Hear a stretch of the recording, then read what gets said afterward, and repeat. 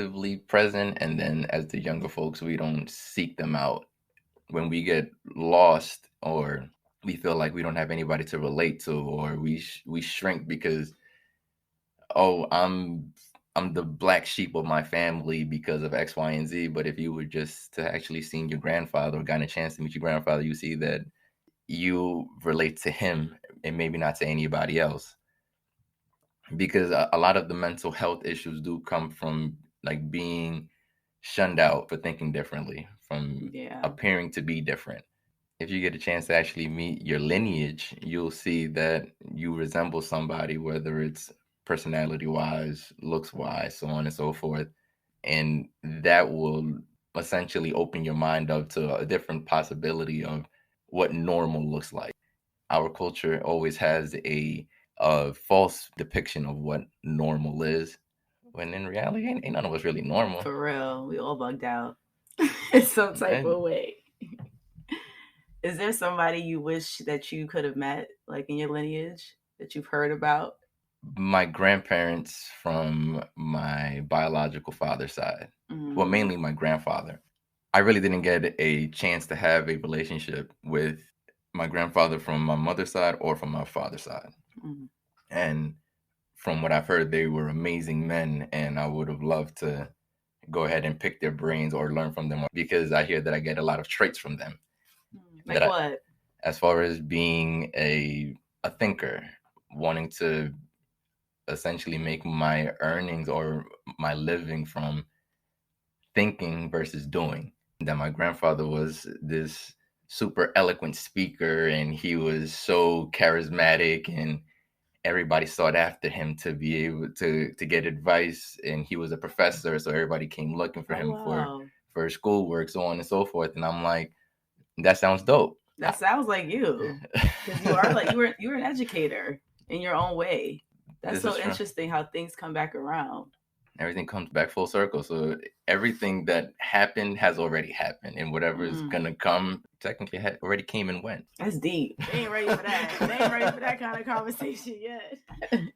More of this episode after this short break. So what are some things that you do to look after your mental health? I know you talked about what you do in the morning and stuff, but like, how do you maintain that throughout the day and throughout your entire life?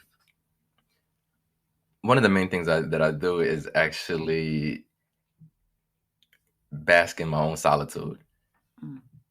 Like, for example, on the military side, I have to spend a 3 or 4 day weekend around a bunch of people where all of their problems are my problem. I have to be mediator, problem solver, and at minimum, listening on some meeting. After all of that, I need to be able to recharge and regroup for myself. So I'll typically put my phone on Do Not Disturb.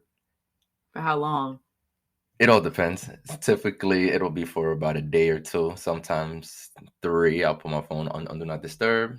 So no texting, no calls from nobody. What? From nothing, because I need that to be able to kind of get back to center. And what do you do in that time with you not having your phone? I think I'm one of the weird people that having my phone is the thing that stresses me out. I lose my phone at least 5-6 times a day in my own house. And during those times I'm like, oh, snap, I should check my phone, because my girl probably hit my line or probably got some important text message from work or something. But in that time, I'm probably in silence for the majority of it. And then when I'm out of that space of needing the silence, then I'm listening to music, I'm reading, I'm editing pictures probably, or I'm looking at a YouTube on how to better improve my photography craft or videography, so on and so forth. But I'm just away from people. I don't have to entertain. I don't have to entertain or engage in somebody else's personality. That is draining. Yeah. At least for me. That's the most draining part of entertaining or hosting or going anywhere. There's a lot of people who they can't be alone. Like, just the thought of sitting in silence is like death. Like, what would you suggest they do? Not everybody needs silence. Folks need to find some type of recreational time for themselves, you need so whether it's to go to the museum, whether it's to go to a party by yourself sometimes as well, to go to a brunch, you go to lunch, you go wherever you need to do whatever you need to do. I'm not saying to do mental health like me. This works for me. So who do you go to when you need to vent without feeling judged? Well, I have a strong and amazing support system where I have my mom, I have my pops, I have my godmother. That are the three core people that I hit up for anything. And of course, I have my girlfriend, that she becomes the honorary and lovely number 4. I always group them as a strong support system because for whatever I need, they are the priority, or they are that number 1 for it in any instance. And there's certain things you can't talk to your mom about that you could talk to your girlfriend about. So I totally get that. Absolutely. What are certain things that you feel like you can't go to your mom and talk to her about, but you wish you could? Honestly, there isn't anything that I can't. There are things that I won't, only because I know where her bias is. So if I'm coming to you with what I deem as good news, but they are against what your priorities are or what you deem is best for me, because a lot of the friction that typically happens with parents, with loved ones, is they want what's best for you. The problem with that is sometimes what they want what's best for you is not what's best for you from your point of view. Right. So those opinions are going to clash at that point, or those perspectives are going to clash. So if it's something that I know that it's about to be, as far as business or photography goes, that which I do with my pops, I share it with my pops, because I've had experiences where I thought my mom was going to meet my energy, and she was like, "Oh, but what does it got to do with education?" Because my mom's bias is education. I see. So anything where I'm education, go to her, and she's going to be just as excited as I am. I go to my pops with any and everything because he matches my energy. If I want to tomorrow open up a hot dog stand, he's excited. So for me, like, I know in this, I may need some advice from you, because with me and my career in film, like, that's my baby. That's what I love. My mom doesn't see it as something that's gonna, like, bring anything. Like, she sees it as a waste of time. I really feel like she does see it as a waste of time. So, like, what advice can you give me when it comes to that? Because I don't want to just cut my mother off. No, I don't want to do that. But I also want to protect my peace. You protect your peace by not speaking film, for real, honestly. I'm going to give you essentially the same advice that my pops gave me when I hit that same obstacle with my mom, where I'm like, I'm going to do film, I want to do photography. She's like, but there's no security and there's no stability there. I didn't ask for that. Yeah. That's not where I'm going for. So we have different perspectives as to what success and happiness looks like. So my pops, for example, right? My pops has been doing photography for close to 2 decades now. Before he started doing photography, he was a dean at a high school. My grandmother passed in 2019. Every time that my grandmother would ask my pops, "How is work going? Are you still the dean, or how is the school going?" He said, "Oh, it's great. Everything is good." Because that was her peace of mind. Yeah. Her mind says that her peace of mind is in knowing that her son has stability, security, so on and so forth. So he gave that to her because it took nothing away from him to say okay and yes. And this is where everything starts to get tricky with everything. What does the truth do at that point? Now you have more friction with your parent, where you're like, if it wasn't for this one thing, that it really doesn't matter, because you still show up and you provide, you help when you can, you help at all times. You essentially are being now the parent to your parent. At that point, what is a little lie?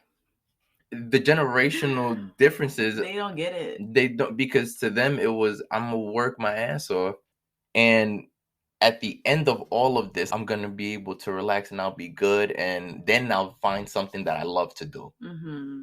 We step into I want to enjoy what I'm doing while I'm doing it. Right. I think it's interesting when it comes to your father because he's my parents' age, and to me, like that generation mentality was just different. Like you have to work until you're, old and gray and dying before you retire. But he didn't do that. He went against the status quo. I know you can't speak for your father, but I respect that. Why do you think he decided to just follow his dreams? Well, he decided to do it because he shared stories with me. Like me and him speak a lot. And it came from helping one of my cousins actually get her photos done. And he saw how much it cost. And he's like, oh, wow, I'm in the wrong line of work.